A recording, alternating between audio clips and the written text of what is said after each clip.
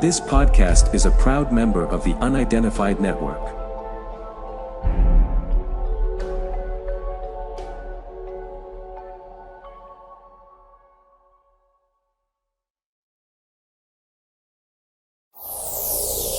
On the Track is a monthly web TV show about cryptozoology, natural history, green issues and whatever else the team feel like making up as they go along.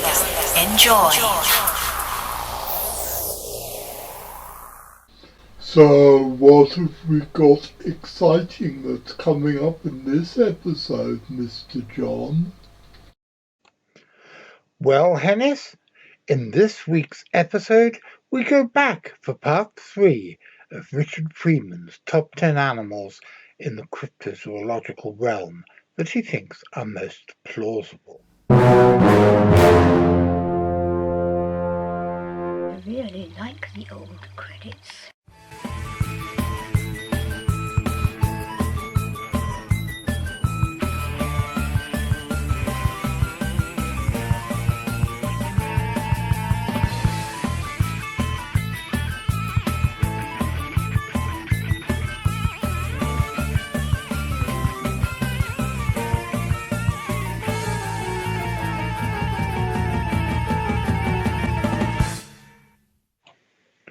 Well, good afternoon, ladies and gentlemen. My name's John Downs, and hang on, we seem to be in some sort of weird time warp. It was better in the 70s, wasn't it? Ken, it was definitely better in the 70s. Forteana was better in the 70s.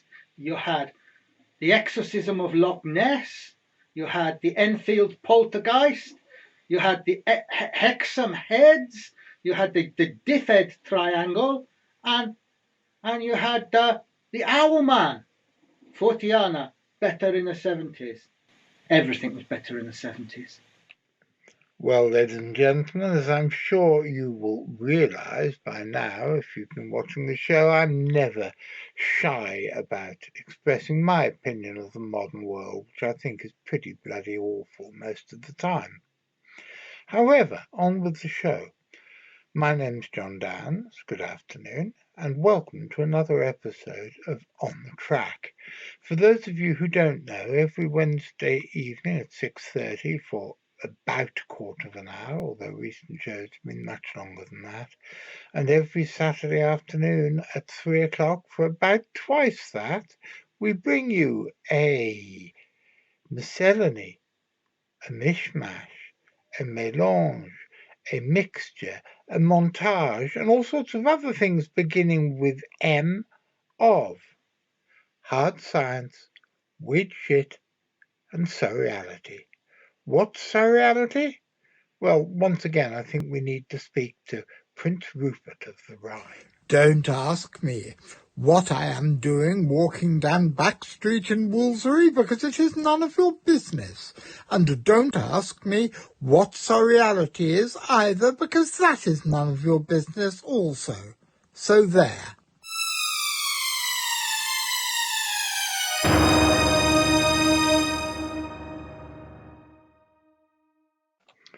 Well, ladies and gentlemen, here we are with part 3 of my conversation, that B. McCrinnan's and my conversation with the one and only Richard Freeman, which goes through his top 10 cryptozoological creatures that he believes are the most plausible.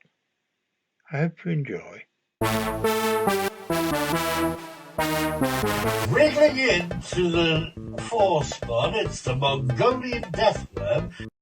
Number 4, the Mongolian deathworm.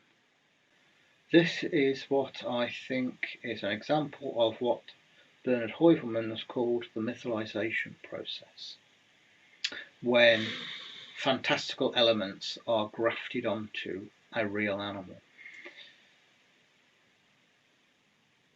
The paleontologist Roy Chapman Andrews, when he was visiting the Mongolian desert in the 1920s and 1930s, he was looking for the remains of fossil man. Instead, he found wonderfully preserved dinosaur eggs. And the Prime Minister of Mongolia at the time told him to look out for the Alroy hoi hoi, or intestine worm, which he said was a deadly creature that came to the surface of the Gobi after rain, and it looked like a length of cow's intestine, hence the name. And it was reddish in colour and 3 or 4 feet long and as thick as a human arm. And it was said to spit a venomous yellow corrosive saliva that acted like acid and be able to generate blasts of electricity powerful enough to kill a camel. Now, Andrews didn't believe him and he didn't find the death worm, but stories of it persisted, and after the Soviet era, Ivan Makele, the Czech cryptozoologist, took several expeditions there, and I met him before he sadly passed away, and he told me all about this, and I found it utterly fascinating. So back in 2005, the CF sent an expedition over there, and we travelled 1,000 miles through the Gobi Desert and talked to about 24 witnesses who were describing a creature looking rather like a salami or a draft excluder. A big sausage-shaped creature, reddy brown in colour or brick red, scaly. And most of them had just seen it lying on the surface of the sand and had been so frightened they ran away. It can engender such fear that it will send a whole community into a panic. One guy we talked to had seen it in the 1930s as a boy when he was tending to camels and goats, and he told his parents, and they rounded up their livestock and their gers, the circular tents they have, and moved the whole family out of the area, and even whole communities have moved after seeing one. We talked to a guy that had seen one way back as a boy in the 1920s, and a guy who had seen one just a year before we were there, and they were all describing the same kind of an animal. One guy said he saw it emerge from a hole in the sand and grab a mouse and kill and eat a mouse. Others saw it slipping in and out of holes in the desert, but most of them it was just lying there in the desert. One old retired colonel in a military base by the borders with China, he said he was out on a motorbike patrol and he saw this thing lying in the desert, thought it was an old tyre until he got closer and he saw it was the death worm, and he said the early morning dew was sparkling on its back, and he thinks that's where they get the idea of the electricity from. They call it throwing lightning, and they don't believe it can generate electricity. They think that that's probably a myth, but they believe it's venomous and it can spit, and they're very frightened of it. Although nobody knew anyone that had been killed by one. We heard stories of, like, a friend of a friend's stories that they'd heard about people that had been spat at or bitten by the death worm and died. But mostly it was just lying there in the desert. It sounds to me like either an undiscovered species of Amphisbaena or worm lizard, which are sausage-shaped burrowing reptiles, or an undiscovered species of sand boa. It's certainly not the Tartary sand boa, which is smaller and slimmer and grey in colour. And interestingly, some people said there were 2 worms in the desert: the small grey horsetail worm and the bigger reddish brown death worm. So it's some sort of reptile. It's either an Amphisbaena or a sand boa, but it's an undiscovered species, whatever it is. Can you tell us a little bit about Amphisbaenas? Amphisbaenas, they're related to lizards and snakes, but they're not lizards or snakes. And they can flex both vertically and horizontally, which is unique amongst modern reptiles. They're burrowing animals. They spend most of their time underground, feeding mostly on invertebrates and small vertebrates, but they have been known to come to the surface and move around on the surface and hunt on the surface as well. The biggest one is about 2.5 feet long, so they're not as big or as bulky as the death worm. So if the death worm is an Amphisbaena, it's the biggest species of Amphisbaena. Are there any reports of it having eyes or opening a mouth, or does this stuff just come out of the hole at the end of it like from a worm? Well, most people say that they can't tell one end from the other. They don't know which is the tail and which is the head. But some people said they'd seen it attacking mice, grabbing hold of a mice with its mouth.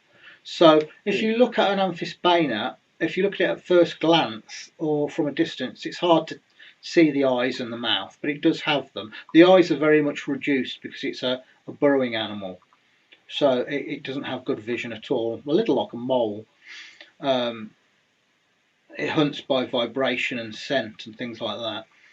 So the eyes would be probably hard to see, and the mouth would be hard to see unless it opened it. Do you think it's some sort of amphibian or snake or it's a reptile? Lizard or? It's a reptile. It's some sort of reptile. It's too dry out there for an amphibian. And rising in at number 3, we have various sea serpents. Number 3, sea serpents. Bit of a cheat this, because there's probably more than one species of large unknown marine animal. But sea serpents have been reported since the days of ancient Babylon. There seems to be two main sorts. Elongate animal that throws itself into vertical humps, and an animal with a long thin neck and a small head and a barrel-shaped body. I don't buy Bernard Heuvelmans' classifications of sea serpents because a lot of them are too wishy-washy, they're too vague around the edges and they sort of run into each other. But the two most consistent types are the many-humped and the long-necked.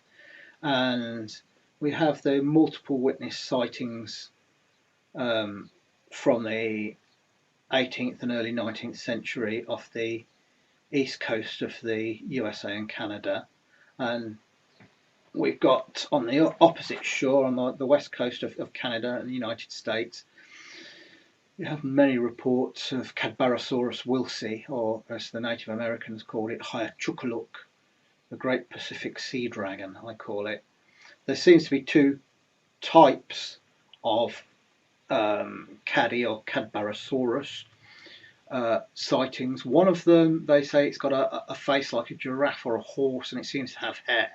Now, in those cases, what people are seeing, I think, are swimming moose, because moose are excellent swimmers. A lot of people don't know this, but they can swim from Vancouver Island and back, and often they go into lakes as well looking for pondweed and stuff to feed on. So a certain amount of lake monster sightings are probably swimming moose. But the other type of Cadbarasaurus sightings are of something reptilian that has a lizard-like or dinosaur-like head, and oftentimes a crest of spines or fins running down the back.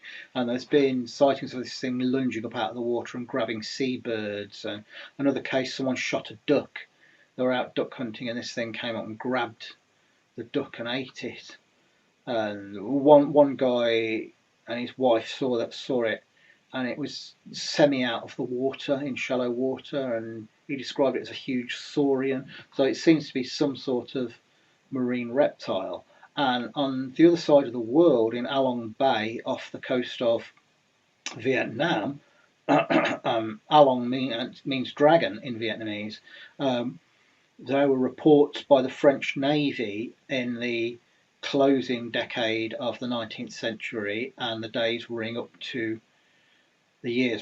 up to World War I, and sailors and captains were reporting these creatures that were 60 to 100 feet long, reptilian, spines along their backs. They would often snort vapor from their nostrils, which is probably the warm air, in the same way that whales blow. And they were likened to oriental dragons. And the admirals doubted this, but then when they went over themselves, the admirals saw these things as well and wrote very detailed accounts of them. So there are high-ranking admirals in the French Navy that wrote detailed accounts of what they saw. And once again, multiple witness cases. You can't dismiss these as whales or strings of dolphins swimming in front of each other or seals or anything else like that. It's some sort of large marine animal we don't know that is unidentified. It's probably the same thing that's been seen off the west coast of Canada and the US, and it would appear to be some sort of marine reptile, but what it's related to, we don't know. I don't think it's some sort of prehistoric survivor. It's obviously a fully evolved modern animal, so what its ancestors were is open to question. Were they some sort of marine crocodilian? Were they mosasaurs? Were they a lineage we know nothing about? We don't know, but I'm pretty sure these things exist. What is the link between unknown sea creatures and unknown freshwater creatures? I'm doing my best not to call them monsters. Well, some of them seem very similar, and in areas where lakes are connected to the sea via deep rivers, some of these things can move into freshwater, although they probably don't stay for that long. We know this happens anyway with known animals. Seals and porpoises and things will go into freshwater occasionally. Sturgeon live in both fresh and salt water. So a lot of animals can move from one environment to another. And maybe it's something to do with getting rid of parasites, maybe they're pursuing food, maybe it's something to do with the breeding cycle. It's all speculation.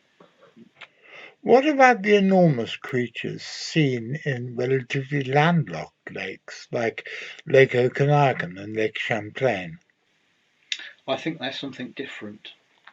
Unless one of these creatures has got through when a river has been in flood, I think that there's something different. And I think most of the ones in landlocked lakes, for instance, like Lake Chany and Lake Vorota and Lake Lavanika in Siberia, I think refer to some sort of gigantic fish, maybe a huge eel or huge catfish. I'm quite. I don't know if it's a question. I'm quite interested in the water serpent idea. I agree with Rich that there's probably two different groups. One of them, I think, is some sort of large evolved water snake, and the other one seems to be a large sort of rotunda, barrel-shaped thing with a long neck, and that's the one that Katie has seen, and in Champlain. But the thing about the snakes, because usually snakes do a sort of zigzag in the horizontal plane, don't they? Yes. But these things seem to be adapted to do it the other way with vertical up and down movements, and I think that speaks to them having evolved in water. Yes, we're not saying that they're literally snakes. They're serpentine in form. There's a superficial resemblance, but they seem to have flippers as well. These things, so they're not true snakes at all. No, they're certain types of prehistoric marine crocodiles, the Thalattosuchians, could flex vertically as well as horizontally, and today Amphisbaenas, worm lizards, can flex both horizontally and vertically. So it's probably something that's evolved on a completely different line. The sonar video that Katie produced, that certainly seems to have paddle-like flippers, doesn't it? Yeah. Yeah, but that's the thing with the barrel-shaped body rather than the serpentine one. I'm aware of quite a lot of reports along the west coast between Wales and Liverpool, along by Blackpool, where people holidaying have seen this thing going sort of parallel to the coast, up or down, north or south, swimming often the way that Rich was talking about just now, in sort of vertical up and down way, but also in a zigzaggy sort of way, like you would expect from a snake. And this thing that's been seen there moves faster than a motorboat. Apparently, it's been described as going at sort of 40 or 50 miles an hour and having like a big spray shooting up in the air behind it because it's whipping along so quickly. And it seems weird that keeps being reported in the same stretch of water over hundreds of years. I think there must be some sort of migration. Well, that part of the sea, well, the Irish Sea, that's quite deep. If you go to the other coast, you go to the east coast of England, it's much shallower. Yes. And the other thing is that's the one I was just talking about. That's on the same coastline, albeit a bit further north, as the one with the really deep dock, where people in the pub overlooking the dock actually saw a large unidentified creature with a long neck actually surface in the dock, didn't they? Yes, that was Pembroke Dock. I spoke to some of the witnesses, and they said, like, measuring it against the car ferry, the visible portion that was above the water was about 50 feet long. Wow. And the photograph of it just shows the back, but they said at one point a head and neck reared up, and at another point it seemed to flip on its side, and they saw a big diamond-shaped flipper. I've never seen this picture. Any idea where I could see it? Well, it's on the cover of one of the old issues of Animals and Men. Oh. I'm sure you can see it on Google Images. If you put in Pembroke Dock Sea Monster, you'll probably get it. Okay. Keep on. Thanks. Then waddling into the number 2 spot, it's the Orang Pendek. Coming in at number 2, it's Orang Pendek, the short man of Sumatra.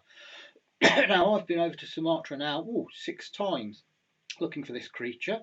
It's said to be an upright walking ape, 3.5 to 4 feet tall, very powerfully built, long hair, usually dark grey or black, but it can be gingery or even honey coloured occasionally. And it's been reported in the jungles of western Sumatra since the time of the first Dutch colonists. I've seen its tracks, which are different to the tracks of other apes. I used to be a zookeeper. I'm familiar with the tracks of all the known apes. It has a broad heel, rather like a human heel, for weight bearing because it's an upright walking terrestrial animal. So its heel is broader than other apes. It has the classic offset big toe that's almost like a thumb that apes have, then the other 4 toes at the end. And its handprints, which I've also seen, are different to the known species of orangutan. It's got a much larger thumb and fatter, more sausage-like fingers. It hasn't got the tiny thumb and the great long fingers of orangutans. When we've been over there, our guide Sahar Dimas and my friend Dave Archer both saw the creature and watched it. I've heard it calling. It has several different calls, totally unlike any other animal. One of its weirdest calls is like a strange high-pitched laughing sound, totally unlike any other animal I've ever heard. We found hair once that was analysed by Lars Thomas, the expert in mammal hair, and he said that it is related to but distinct from the Sumatran orangutan. So he said he was forced to forced to conclude that there was a large unknown primate on the island of Sumatra. It seems to be the fourth extant species of orangutan. We have the Bornean orangutan, the Sumatran orangutan, the Tapanuli orangutan that wasn't identified until 2017, and it seems that there is a fourth, the orang pendek, and it's adapted for life on the forest floor rather than in the canopy, and it walks on two legs. Have you any idea what caused a relatively arboreal creature to evolve into being a biped and ground dwelling? Debbie Marter thought it was the volcanic eruption in Lake Toba 75,000 years ago, which would have stripped down most of the trees in the area. It sent the world into the last ice age. But I don't agree with that because it didn't affect the known species of orangutans. I think that it was a ground dweller before. There's a theory that bipedalism didn't first evolve in the plains of East Africa with Australopithecines and their ancestors when they were coming out onto the savannah from the forest, but it actually evolved in the forest because work that's been done on observations of known species of orangutan is that they often stand erect in the trees. When they're walking around in the trees, they'll often stand up on two legs and move around on two legs in the canopy, grabbing onto other branches to balance. And the male Sumatran orangutan, on the rare times it comes down to the forest floor, it walks erect like a man. So this is probably something to do with niche partitioning, in that it's avoiding competition with the other species of orang. I would like to know, does the orang pendek have those funny flaps on the side of its head like an orangutan? Ah, yes. Adult male orangutans have these facial flanges, which is flanges. Which is a way of showing off to the females that they're the big, strong, dominant male and how healthy they are. It's never been reported in orang pendek. Okay, and last time you were there, did you get many reports of them going in? You know, they have those communal gardens in the villages. Yes. Did you have any more reports of them coming out of the jungle and raiding the communal gardens? Yeah, we had several of them coming into cultivated areas to steal the food, and one of them was like holding a stick as if it was using it as some sort of tool.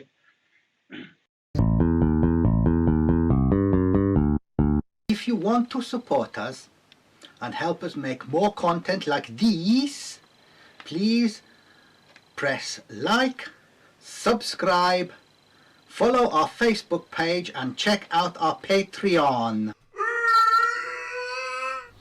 And as the ghost of Joe Strummer, who's an ever more regular visitor to my little studio, says, don't forget to ring the notification bell, otherwise you'll miss the new episodes. And that would be an awful pity, wouldn't it? They might be thinking about visiting the south.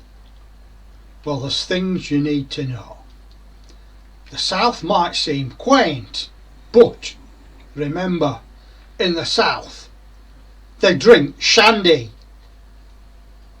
they keep cats, they vote Tory, they go to focus groups, they go to wine bars, they're as soft as shite.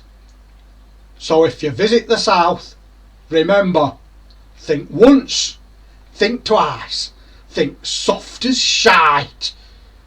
That was a public information film. And that is just about it for this episode, my friends. I hope you enjoyed it. We will be back in a week's time with the final bit of Richard's top 10, and it will show you what is in the coveted number 1 spot. In the meantime, I want to say a big thank you to everybody but for whom this show wouldn't have been made, and that is in particular Richard Freeman, my Deputy Director Graham Inglis, who's also our technical troubleshooter, and my carer, the guy who takes me to hospital, gets me up in the mornings, puts me to bed at night, and pushes me around in my wheelchair. I really couldn't do it without you, mate. In fact, I'd probably be dead without you, so thank you, my dear. And I want to say a big, big thank you to my producer, Louis, who is still currently gallivanting around the colonies. And I also want to say a big, big thank you to the latest member of the team, Miss Helen, and her 2 lovely daughters, who has just taken over as my new housekeeper after dear sweet Judy had to leave to look after her husband, who's in extremely ill health at the moment. And I want to say a big thank you, as always, to Miss Guinevere, but for whom I couldn't keep the CFZ running. She does so much stuff now behind the scenes, you would not believe it. So thank you to all of you. I will be back on Wednesday. What am I talking about on Wednesday? Well, I've got a rather interesting new case that's just been opened that I want to discuss with you, and I want your opinions of. And I'll be back, like I said, next Saturday with the final part of Richard Freeman's top 10 most plausible cryptids. So, are you listening, Mr. McCrinnan? Because if you are listening, Mr. McCrinnan, if I'm here watching the show next Wednesday and next Saturday, and you're there watching the show at the same time as I'm doing the notifications, the live chat, and all the other stuff I do, I'll be seeing you. Bingo.